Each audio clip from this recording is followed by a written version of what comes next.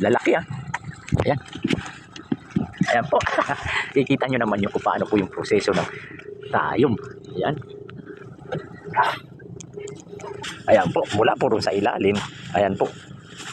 Ayan. Ganyan ang proseso kung paano tanggalin yung mga tinik. At mamaya po yan, bibiyakin yan.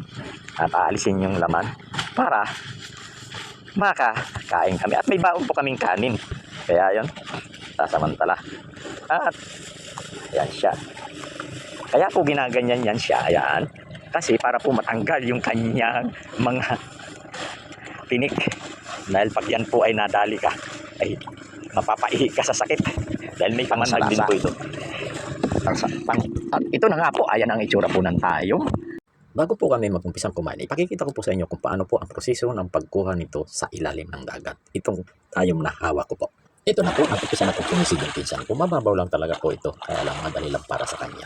Ayan po, nangunguha po ng tayom ang aking pinsan po.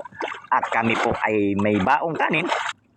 Yun po, nakikita nyo po yung panungkit na yun po para dun sa tayo. Alam nyo naman po kasi yung tayo ay napakahaba po ng mga galamay niyan. At yung pag yan ay kayo po ay natusok, ay siguradong maiihi kayo sa kamandag.